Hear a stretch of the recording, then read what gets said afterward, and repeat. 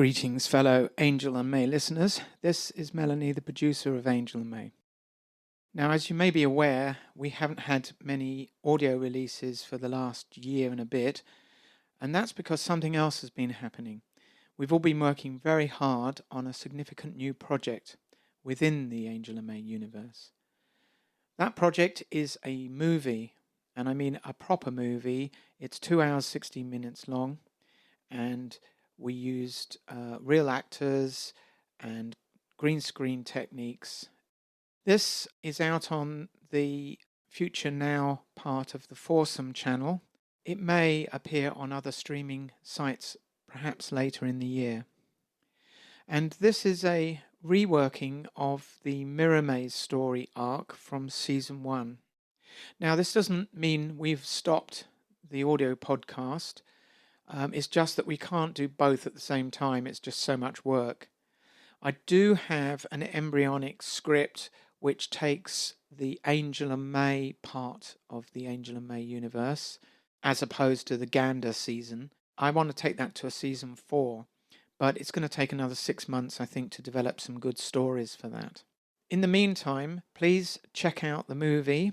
You can find links and various things on the Angel and May website, which is www.angelandmay.com, and the Angel and May has no gaps in it. I've included the audio that we got from a reasonably in-depth interview of the lead actors and myself and my fellow director of our experiences making the movie.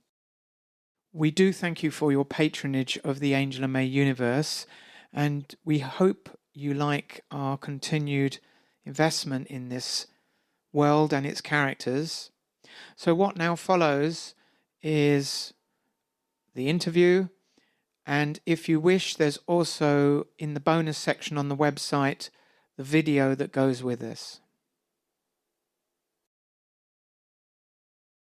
So Shannon, over to you. What first drew you to the character Sharon? Well, coming onto this project, I had previously worked with Alex doing makeup on one of his films. Oh, right. So he had asked me if I was interested in doing some makeup and a really small acting position in this film. You became the lead. Yes. So for the Mel's launch party, I came here and the lead had just pulled out. Mm-hmm. So I spoke to Mel for a very short amount of time, and then she asked me if I wanted to play that character. I said, you don't know what I'm like. I might be a huge dud. So Vivian, who plays Gander, she said, a dud is better than no dud. So I was like, okay. And then Mel... Gotta take a chance. Yeah. So Mel talked to me about the character. She showed me everything she'd done. It was really, really impressive. So I read through the script, and within the day I got back and said, yes, I'll do it. Had you listened to any of the podcasts previously? So you came in totally fresh? Yeah. And Sakti, tell me about your character, Alex. We're both feisty. My personal life, I have 2 kids, mm-hmm. 2 dogs, husband and everything. Yeah. And Alex doesn't have any of that. So this is a question for both of you. It's really about role preparation. So how did you prepare for the role?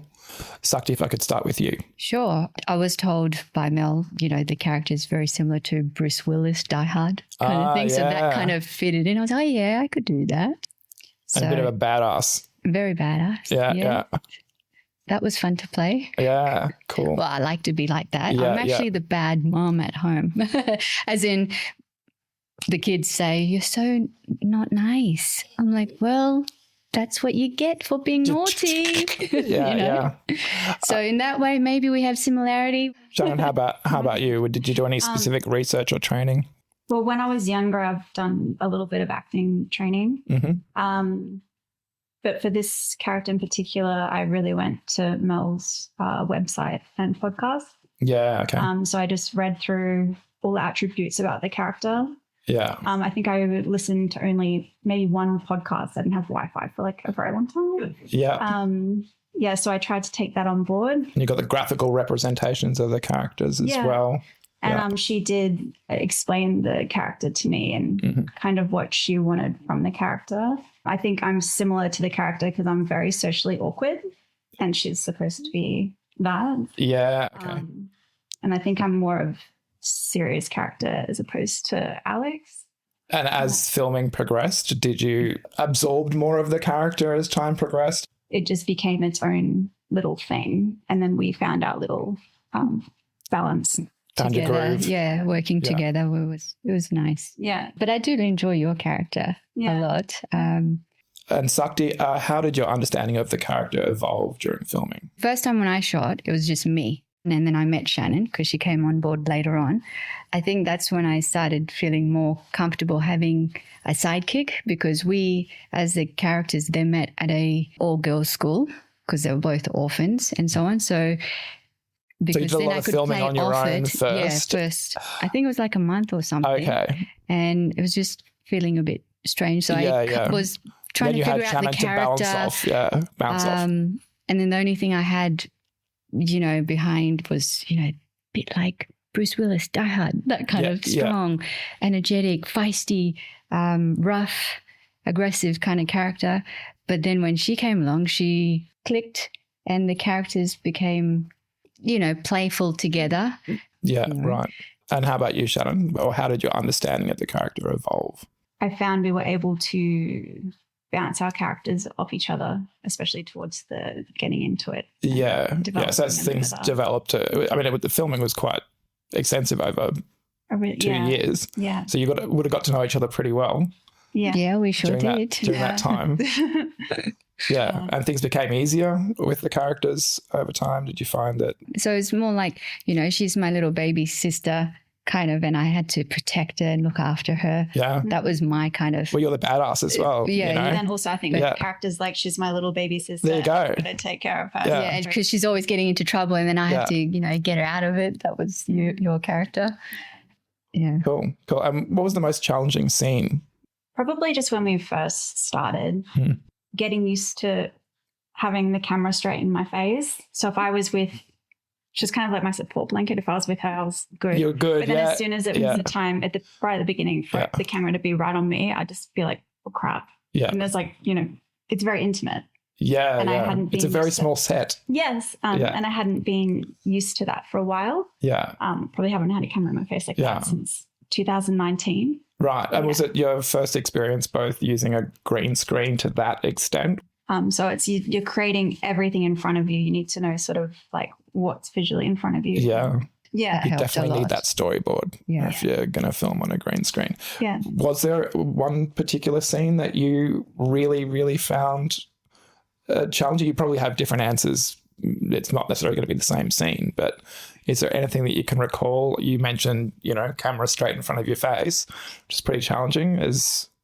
Yeah, I Anything would say from- probably when we were shooting outside, we needed a bit of a distance to do some running scenes. Yeah. So we ended up going outside on the driveway. That's here. Okay. And, bird noise, airplanes, the wind, Yep. the sun. And then we had to run, and basically we were running on the green screen. So then you're worried about slipping, Right. So then you're not exactly running like a normal person would. You're doing the Running Man. Yeah, well, kind Sort of. but Yeah. you're more running not to slip, Right. not ready to slip, because I had my hands like this. I'm like, I wouldn't really run like that, but that was to, have my balance and not slip Sure, around. yeah. So that was probably one of the difficult ones for me because I was running a lot. I don't know. What about you? I also, outside was really interesting because the sun is so in your eyes all the Yeah. time. So both Sakti and I at some points were just trying to Yeah. keep our eyes open like this and like naturally. Yeah. Yeah, because the Maintain whole time, continuity. Yes. Because the Yeah, whole yeah. time we were Yeah. working in the studio, Yeah, with of course. just artificial light Yeah. where we can still look at each other. We weren't squinting or Yeah. worried about the sunlight. And I was running in heels, which I decided Oh, to I do know 'cause that's had- challenging. I totally understand. Yeah. Yeah. I had to do it though. But trying to stop suddenly in high heels. Yeah, that you won't see at all in the final cut. But for us, it's just like, wow, that was a So big running in challenge. heels, difficult. Yes. Bright lights, sun makes sense. But there's also a lot of other people, a lot of extras. And how did everyone build a chemistry Well, most of the time it would be on the day where we meet the Yeah, character you'll be like, yeah, and hi, the person. hi. We'll like Yeah. have a quick 2-minute Sure. chat. Yeah. And then, no, they were all very lovely and they were pretty easygoing to be, you know, acting with. And they wanted to get the job done really well, as we did. All of the actors that we worked with were really supportive of each other, patient with each other. Some of us, because it's Brisbane, we all kind of know each other. Yeah. Yeah. Can you share your most memorable? No, like it was all nice experience. Even if there was a challenging one, it turned out good. You know, it's all learning curve, and this was my first speaking role, so the whole thing was memorable for me. One might be thinking about the fight scene. That was pretty intense because I haven't done a fight scene before, but I Yeah. learnt a lot from him. So it's all choreographed. Yes. So we had to do it a few times before, probably a week before.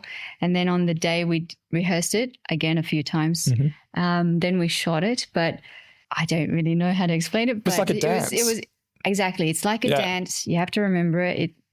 And then the other person does their thing. You do your thing. Were you both involved in a fight scene there, Shannon? Did you have? Yeah, I really Did you enjoyed also- it. yeah? I'm a very physical person. Yeah. So you enjoyed that bit? Yeah, I did. Yeah. Yeah, no, it was good.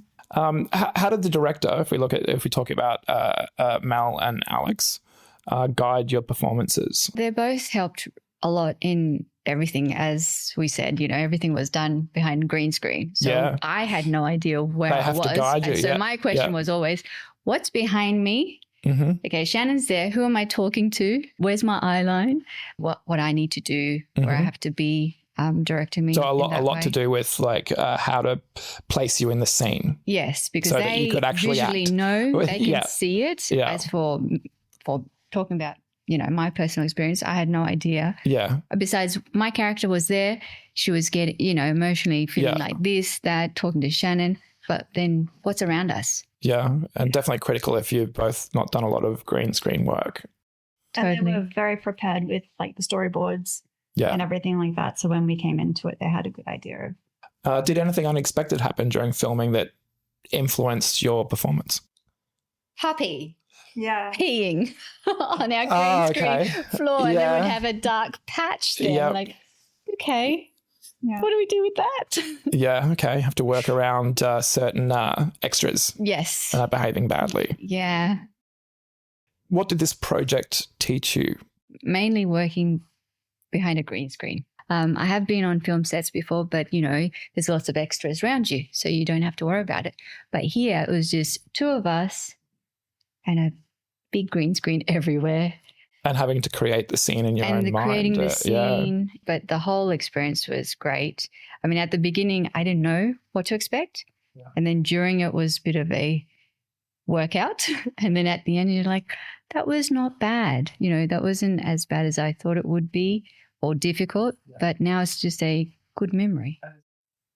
It taught me how to learn lines on the fly. Yeah. Yeah, because especially if things had to be changed last minute or something like that, it taught me how to speak up about things that I needed to do the action or the scene or something like that. Yeah. So if I needed help from Sakti with learning lines or something like that, she was always there. I think towards at the beginning of it, I was like, because it was such a in the moment thing to agree to, that I was like very nervous. But by the end of it, I do feel that I built confidence Yeah. with that. Well, you And- did mention that you were somewhat socially awkward, Oh, which is a difficult thing then to go into doing a whole feature film, Yeah, talking to a green screen yeah, with cameras in your face. yeah. But still, I but- highly enjoyed it. Yeah. Yeah, it was so much fun. I love creating in any form. This is a question for both of you as well. If you could revisit one moment, would you change anything? Moment My or accent. scene? My Your accent was terrible, like in my opinion. After So you we didn't like shot your it, accent? we had to do the audio. Right. Of the Yes. whole You had to film. redo the And- ADR. And my character has a US accent. Yeah. Well, actually, we both do, course. because we're both from LA, I thought Los you did Angeles. great with your accents, And- personally. Yeah, I would say my accent. Sorry about my accent. Okay. Yeah. It sounded convincing to me. No, thank But you. you had to redo them all like on just on mic, right? Like, That's and then right. it was overdubbed, right?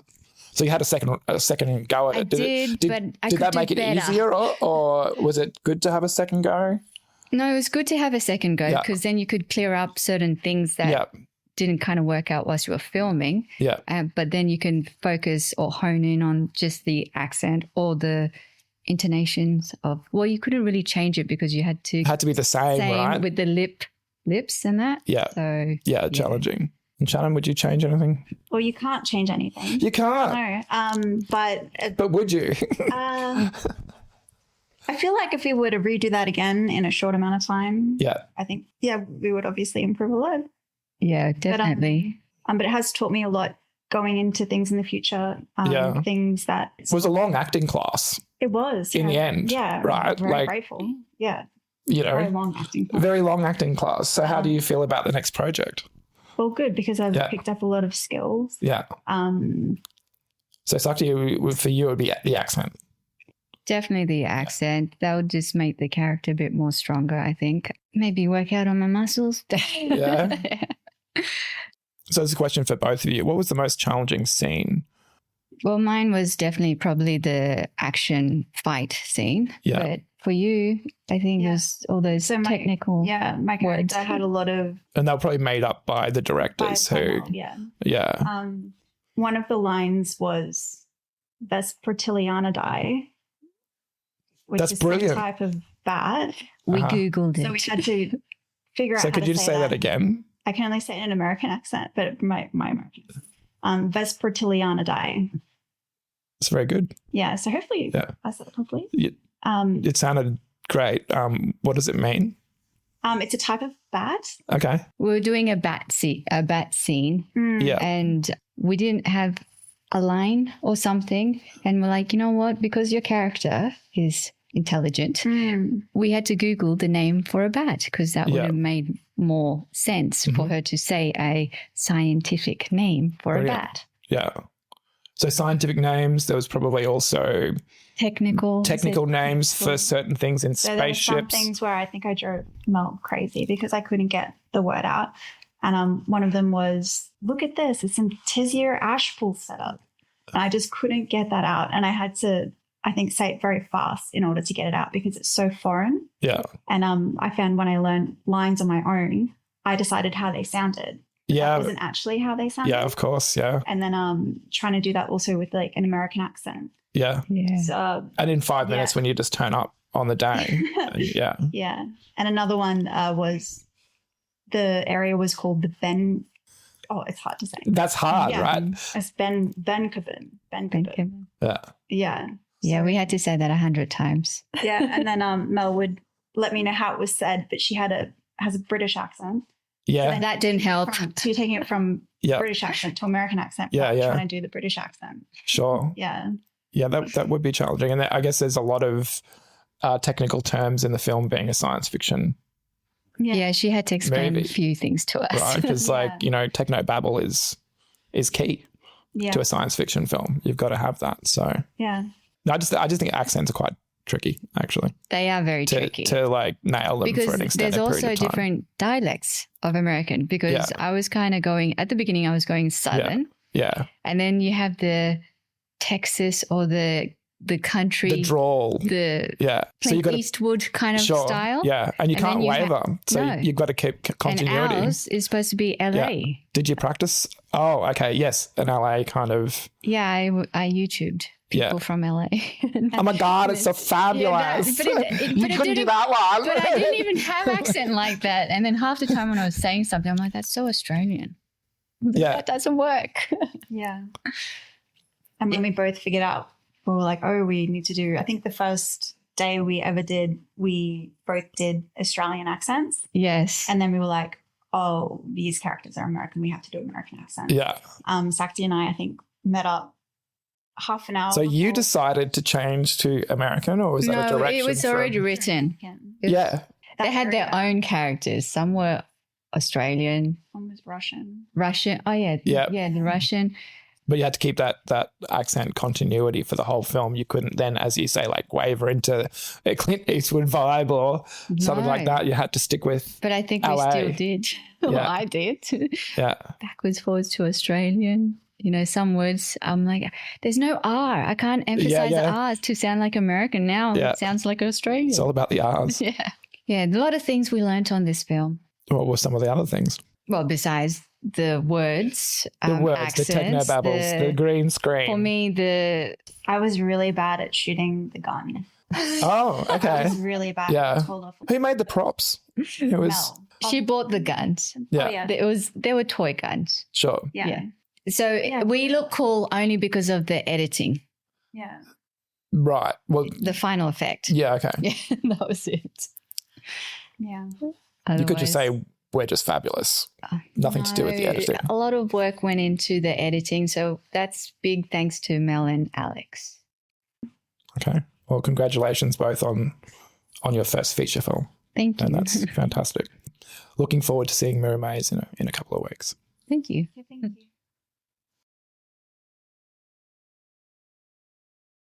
Hi, Alex, Mel. Thanks very much for joining me today to talk about your new feature film, Mirror Maze. It's exciting to be here. Tell us what inspired you to tell this story? Well, I suppose I should take this one because it's my fault, really. About 4 or 5 years ago, I started this podcast called Angel and May about these two detectives, and that had been going 4 and a bit years. And we had defined the whole universe, load of characters. We had all these stories. And I had no idea that I was going to get involved in making a movie. And then just by chance, one of the actors in the series was working on a movie that Alex was working on. That was Luke, right? And you were having some issues with the sound on your movie. So he said to me, could I help? So I said, okay, yeah. So that's how I got to know Alex. And I worked on one of his movies, doing the sound on that movie. And, you know, while we were doing that, I was saying, I've got all this stuff. And I was showing him the 3D models I'd made for this website. And it sort of dawned on me fairly slowly as, you know, actually, we're kind of positioned to potentially make some sort of movie. And I can't, was it you who said, well, we could green screen it or something? And yeah, you sent me an email mentioning that we could do the film. And I said, yeah, we could. We will need a green screen. we could, but it'd be very painful. I knew it was going to be really challenging and it would be really different to anything that I've done in the past. But I thought we should give it a go. Yeah, I think, and we both thought it would be a really good learning exercise, like the whole green screen thing. I think the first thing that really helped me was that I had quite a lot of project management experience, and I thought, this is a big issue, like a big problem. We've got to make all these shots. We've got to figure out what we're doing. And so I thought, look, naturally I'd go into building like a database. So that's where I actually started. I thought, how do we actually manage this? So how did you approach balancing the film's tone and pacing? I think the challenge was to take a quite complicated story, because in the podcast, it can be spread over a number of episodes. But we're making a single feature movie and we had so much time. So a lot of it was sort of paring one of the story arcs down into something that would be filmable. I don't know how many versions. I mean, there was 17 official versions of the script, and there's probably a load more before that even started. And right at the very end, we actually, you know, did a complete rewrite, went through everything and took out about 20 more pages. So we really pared it down. And then, well, you came in and so Alex defined all the shots. Each page had to be broken down into multiple little bits. In the end, we realized we would need something like 500 shots. It would be impossible to memorize every single one during the actual production because there's so many things going on. Yeah. And of course, not having made a movie, I had no real concept of what the real limitation was, which was the actors' availability, because we weren't paying people for this. When we were actually shooting it on a week-by-week basis, we had to flex a lot. Like someone would say, I've hurt my ankle, I can't come in this weekend. Inevitably, scenes involve more than one actor. So the problem is one thing affects other actors. So then you have to scramble around and try and find shots with the people you know can come in. This is where the project management thing comes into place as well, I would assume. So there was a lot of ducking and diving, and the only way you could manage that and figure out things like for example, costume changes were a big issue, because you can't like do one shot, then change, and then do the next shot, because it takes an hour to change the costume to do makeup. So what we would do is we'd kind of marshal everything with the same costume together. So it actually saved us. Well, I think it actually allowed us to do the film full stop. Without that, we wouldn't have been able to do it. It would be very difficult. Yeah. Next to impossible, in fact. Yeah, because And that actually happened on multiple occasions. Yeah. Oh, yeah. Like it was, I was doing a lot of scrambling and you didn't even see behind the scenes, because on Monday, we'd do a shoot on a Sunday. On Monday, I'd think, right, okay, what are we doing next week? And I penciled that in a couple of weeks ahead. But then I'd check people's availability and find there was always an issue. And multiple times I printed stuff out on Monday and were all set to go. And on Wednesday, I'd find out that someone, something had happened. They were ill, or they had to go to a family thing or something. It's like, oh no. And then so I'd have to go through and redo them all. Just like, it was crazy. And how many times? Oh, I would say 50% of the time we were scrambling. But you had everything outlined at the start so you could sort of rearrange, I would assume, yeah. Alex had got more experience on doing shoots, so I think we worked quite well together, really, because I was more worried about, okay, what shots can we do? And then you were worried about, like, okay, how do I set up the lighting and cameras for these shots? Yeah, do we have everything that we need on the day? Did you work closely on that aspect to sort of be able to adjust and keep that cadence going so that you kept the project on track? We did keep it going. I mean, that was the amazing thing. It took a year and a half to shoot, but there wasn't once where we actually stopped, was there? We always had something to do. I think so, yeah. I think one day we had only 6 shots. So that was a light day, but most of the time we were doing 12 shots, 14 shots a day. So what was your visual concept? Yeah, I had a concept of what I thought in my head it would look like. Did it come from the artwork that was vague? Yes. Those renders, the renders that were on the website? Yeah, so it was kind of based on that. But then what happened is when we actually were going through, we realized some of the spaces we actually couldn't use. They were too small, physically too small. Some that just didn't look right. So I think I made about 2 or 3 changes to some of the locations, but most of them are good. On the day, I would say 90% of the time, out of what we made in the shot list, we would actually need to change it on the day, because we would quickly realize that because of spacing issues, we actually have to relocate characters. Yeah. And sometimes it would involve redoing the whole shot on the go. Yes. But well planned out, and it worked out in the end, obviously. The actual mud map wasn't really useful because, like I mentioned earlier, a lot of times it just didn't work the way we planned originally, because on the day they would set up the camera, look at everything, and either the lighting wouldn't work or the spacing just wouldn't look right on the camera. So looking at the space, I'd quickly close my eyes and think, so what does it look like? Okay, how can we redo it? Where is the lighting going to be? And then once I have this whole image projected in my head, I would try and replicate it in front of a green screen. To get that continuity as well between different scenes.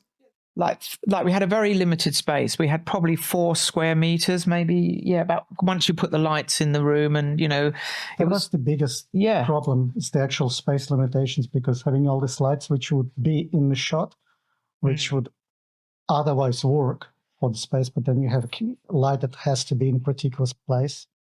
Let's see, it's there, and we need to eliminate it. So we need to move the actors again. Then you have to explain to the actors, like, okay, so you're not standing there anymore, you're standing here. So just keep it in mind. And our actors did really well, because it was really mentally difficult for them to actually see where they are, because they're just in this green box. Yeah, very challenging.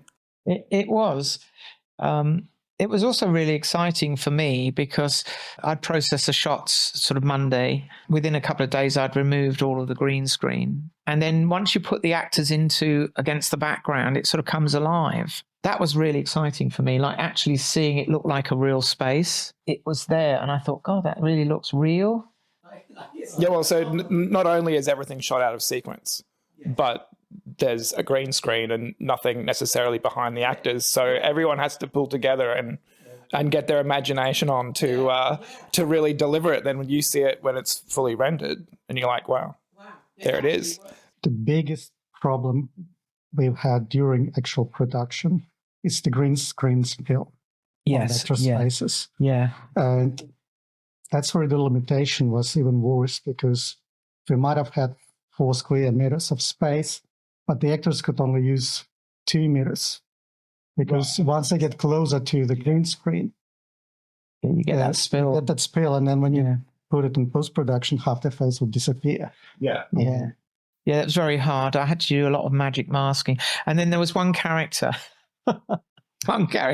where we basically did everything wrong. Like we made her so she had big fuzzy sort of hair. And then we noticed after we'd actually been shooting with this costume for about a month, we noticed there were green sort of yellow shapes in her costume that kind of... Which software would interpret as green and make it half invisible. Yeah. So, a lot of it we could chroma key, but some of it we had to magic mask, which is another technique, and it's very slow. So it was probably, you're right, it was the biggest challenge, wasn't it? Just doing the masking and making it look real and right. Because the space itself wasn't as small, but we could always use a small portion of it at a time. Yeah. And we had this lighting issue as well, which is kind of because initially we used coloured lights, didn't we? And then we moved away from that once we realised that it was unnecessary. We could do it all in post, like colourization. Yeah, we didn't have to use heavily saturated lighting afterwards because, for one, there was less control in the editing software, because once you have purple on their face, you can't really edit it out. Yeah. And also, if you use the light that's not as saturated, not only you have more control in the editing software, but if you need to change the hue a little bit, it actually becomes possible. Yes, and it kind of masks any green spill as well more effectively, I think. So you tended to use neutral. And also, it would be worth mentioning that the way we started filming and the way we finished filming, like all the way through. When did we start shooting? In May. So long ago, I really can't remember. Like in month 1, our techniques were completely different to our last months of filming, which basically made us reshoot a lot of stuff as well. Yeah, we did reshoot some stuff. But we realized if we reshoot it, it will actually look better than what we've shot originally. We managed to get through, though. So moving on to the cast. How did you choose the cast and what qualities? Okay, so this is definitely an Alex question because she had more experience. We were both involved, but I would say when it comes to casting, to me personally, the biggest thing is the way actor talks. Because when you envision a certain character, the first thing that you'll notice is the way they talk. So if you need a character that speaks slowly, you can't have an actor who speaks fast, as an example. You're taking on their baseline qualities for... See the way a person acts in real life and whether their way of talking and moving is actually matching to what we were thinking for the character. Did you both have similar ideas then of what each character should be? Because obviously Mel being a writer and director... Yeah, so we had ideas when we first started. I kind of could say they're roughly this age, but then, you've got to compromise because you just don't have a vast array of people we can select from. Did you have disagreements about the casting or did you both work together? I think we had some issues with the cast proving to be unreliable. So we cast some people and we did a read, and then it was clearly evident that they weren't that interested. So we had to do a massive readjustment quite early on. And then one character, we actually shot a few scenes with her. Yeah. So, and do you have many actors from the radio show come into? No, less than I thought, because the problem was that there's some very good actors that do the radio show. However, they were about 20 years too old. So they're okay for radio, but they didn't make the film cast. Only 2 that. One were both willing to do it and actually were appropriate for the character. So yes, it was, the overlap wasn't as large as I thought it was going to be. Yeah. Okay, and neither of the two leads are actually in the audio podcast, because the two leads we had in the podcast were much older in real life and couldn't really do the movie. Were there any other qualities that you were looking for? You mentioned, the central character had to sort of match. To me, this film was more of a personal adjustment, because normally with my films, I always write the script myself. Well, it was different with this film. So I actually had to use the original author's ideas of what the characters are, because she developed them. Yeah. And I couldn't have done it without Alex's knowledge of the actors, because he's worked with quite a few people over the years, and we needed people that were going to be reliable because it was such a big project. There was a lot of worry that you'd get like a third of the way in and then someone would just say, no, I'm not going to do it. Well, it could kill the project. So I think reliability was really the most important thing. Like once they could do it, it was then, okay, are they reliable? Are they going to turn up on time? There was a big level of stress. Yeah, it was. Yeah. Perhaps the biggest one, in fact. I mean, we were very lucky in that if you look at the script and analyse it, 90% of the dialogue is two lead characters, because it's a detective series. So there's a lot of toing and froing between those people. And luckily, we managed to find people that, one, were willing to give up the time, but two, were very reliable. If they had been proven to be unreliable, I think I would have given up. Apart from reliability, were there any other? Well, obviously, their ability to remember lines to act. Yeah. Yes, the credibility, whether they come across. And the interesting thing is, the characters we actually picked were different from what I'd envisaged in my head slightly. But actually, after filming for a while, you just can't remember that you had a different image. And they develop a life of their own. And then with Alex's other films, he knew who would do the roles. So actually, between us, I think we managed to pull it together, which was actually one of the biggest challenges of getting the project off the ground, really. It wasn't the technical aspects. I mean, they were interesting. Yeah. But the people, if you can't have reliable people that are willing to give their time and turn up, then you're dead in the water. The project's never going to happen. It sort of leads me on to my next question, which is, what were, if any, of the major challenges during production? What were your major challenges? that really potentially would change the plan? We touched on this before, but... Well, the way I saw it and the way we worked, it was like a jigsaw where we were basically trying to get as many pieces captured as quickly as possible. Sure. But was there anything particular that stands out to you both? Think of something that's particularly significant. Oh. Because we had to film outside, we didn't really have any control of the lights. Mm. And when you don't have the control of the light, it makes the scene really difficult. So outdoor shooting was challenging. Yeah, wind. Do you remember that day when we had the green screen was flapping in the wind? Yeah. It was challenging. Did anything occur that really made you have to change? There were no disasters, but sometimes, I'm pretty sure it had happened a couple of times when on the day we would find out someone cannot make it. And there were things that we never thought would work, but we just threw them in and they worked brilliantly. It was like that manhole thing. That just worked. It was like, I didn't think it was going to work. It was amazing. I think we only just did it as an experiment, really. Yeah. Okay. Can you describe your collaboration with the cinematographer and production? From my experience in all productions, I've always had some kind of clashes with my producers. It's just part of life.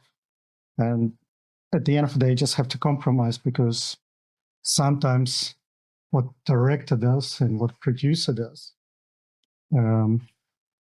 it clashes. So both of them have to compromise. And if they won't, it's just not going to be. It was probably harder for you because I'd done so much of the definition of the movie, because I had the 3D models and I kind of knew them because I'd worked with them on the computer so much. I kind of knew them more than you did. Sometimes I had to, I did most of the cinematography, and sometimes, in fact, not sometimes, most of the times I would have to consult to Mel and say, okay, I see what's in the shot on the laptop.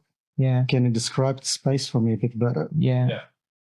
And sometimes I'd get confused. Like you have to realize, like you got to, because it's hardest when we were rotating things because we couldn't have the lights in. So we had to literally do a sort of 90-degree rotation, and then you get confused. Is it left or is it right? Yeah, I'd have to check with Mel. where is this particular entrance? Yes. Is that on the right or left? Yeah. And Did the then- collaboration between you both get easier as the longer production went on? You would have. Yeah. I think we worked like one mechanism, but occasionally there were confusing bits. Mm. But still, I would say it would only take a couple of minutes to figure out. Yeah, I think that what helped us was a lot of it was we had a lot of planning. So we knew what shots we were doing. We knew that, and we had a system where we could print out the dialogue for the actors just for those shots, so they weren't being overwhelmed with the long script. And they would be practicing the shot we were about to shoot while we're doing the setup. And then we'd come in, and I mean, there were days when it dragged, and we'd done a lot of takes, and you get to a point where you just think, Well, yeah. Yeah, when you have like 15 shots, and then you realize that after not shots, takes. When you have 15 takes, and you realize that after take 10, it's only getting worse. Yes, yeah.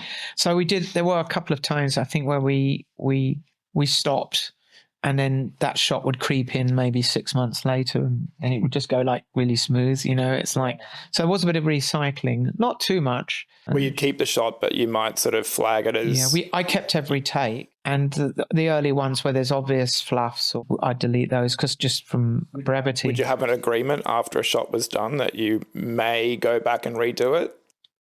Either in the email or throughout the week, we would catch up with Mel, and she'd say, "Look, this is what I think about the shot. I don't think it's really good. What do you think about it?" And I would say that 100% of the times we actually agreed. We did agree. I think visually we're quite aligned, aren't We're we? on the same page. I mean, we did a whole process of color grading together because that was probably another. You say what was the most challenging? I think the color grading was pretty at the end. Yeah, it was very difficult to get it. Especially with those challenging scenes in the sun. Because matching up those ones was. Matching the color gradient with the rest of There were at least two shots which were good shots, but we just couldn't use them because you just could tell in the movie that there was too much of a change. Actually, sort of leads me into the next question about post-production. How did post-production shape the final version of the film? Well, Alex started doing the processing. We kind of quickly realized you work in Adobe world, I work in like Resolve world, with DaVinci. And just the file sizes and carrying them backwards and forwards is a pain. We're not like on a network or something. So it's all done with USB sticks. Did you both do a lot of time editing together, or editing software backgrounds? Yeah. And so in the end, we just decided that it's not really, what's the word, feasible? Yeah, it was just it was adding more work than it was actually saving. Who did most of the editing and post-production? Well, the problem is, Mark, that we'd shoot a shot and we'd plan it all and shoot it. And then what would happen is you realize that the rendered background didn't quite match where we'd photographed it from in the real world. So then I'd have to go back in that week and re-render the backdrops to match the reality.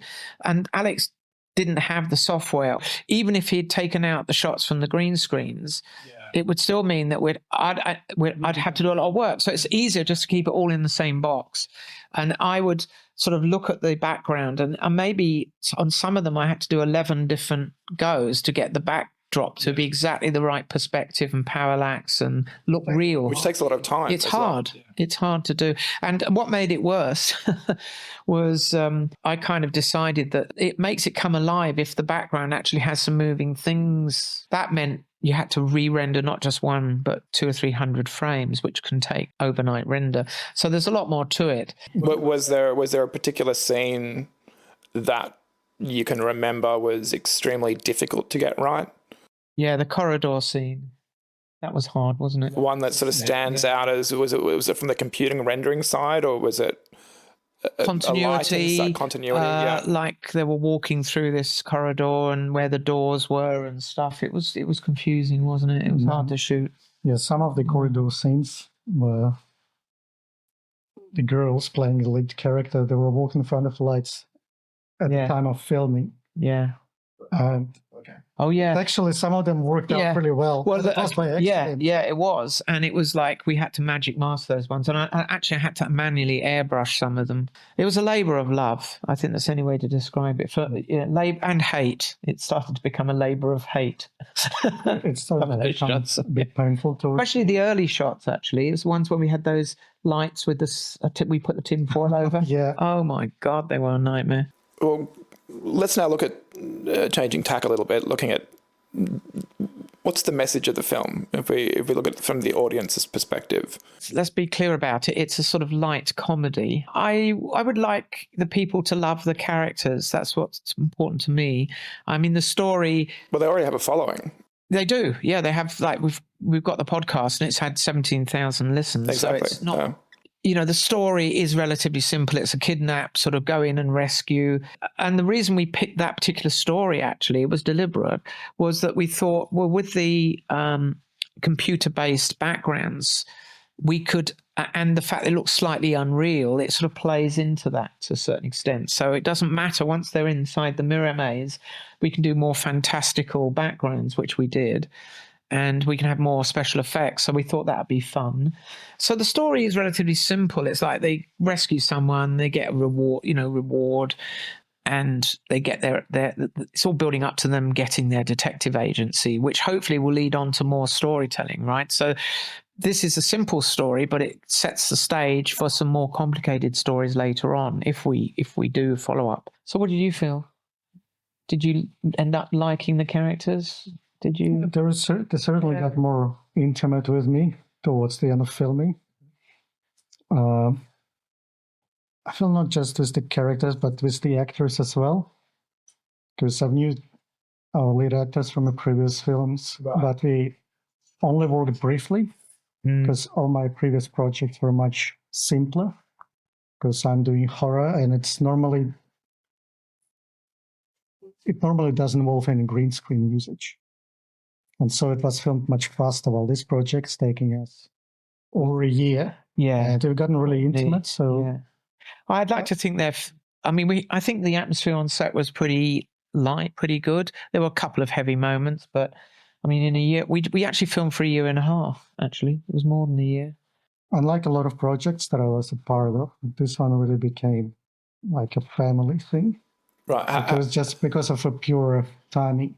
For the extended amount of time that you're involved. Oh, that's lovely. How do you feel that it fits in with your broader body of work? It's very, very different. You mentioned the green screen. It actually doesn't the length of time it's taken. It actually doesn't fit into anything that I've done in the past, because I was always a horror-only director.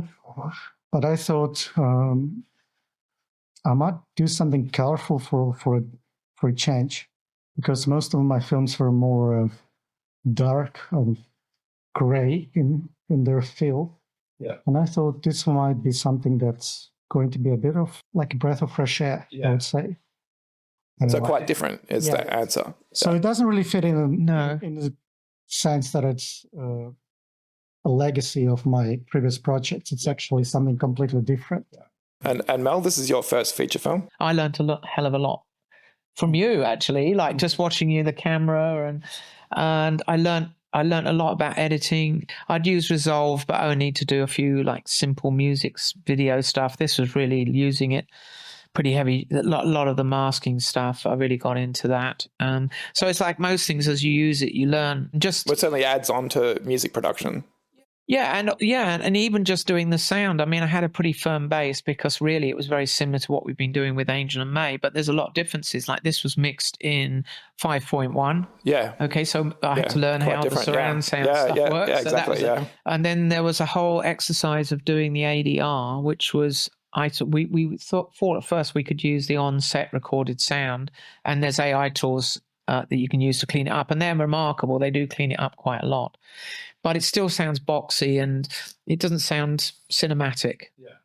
And so I sort of took the difficult decision, like, oh my God, we've got another month plus re-recording all of the actors. All of the voiceover. All of the voices. And so that was like, but it was well worth it. It was worth it in the end. I think so, because one of the comments we got from the distributor was the sound is great for an independent movie. It sounds Hollywood, Yeah. So that's really good feedback. It was also new to a lot of actors because they've never done anything like it. Yeah. So it does fit in with your broader body of work. Oh, it does, really. yeah. And in fact, you could easily release just the soundtrack as on the podcast, actually, as just another sort of extension of the universe. I'm proud of what we've achieved because the limitations of what we could do were quite large. Like we couldn't move the camera because we couldn't do that in the virtual world and then match them up. We also had a very limited small space under a house. We had to make it look like a big universe. And the other thing was we couldn't really have people populating the world. If there's one criticism of the movie is there's characters, but then there's not many other people around. But we just couldn't do that. Like we didn't have a big soundstage. We couldn't have extras. We couldn't have like large sets. But we managed to actually shoot a feature-length movie, and it doesn't look terrible. Under a house, for virtually no money. On a very small stage. On a very small stage, yeah. And it kind of worked, yeah. So what's next for both of you?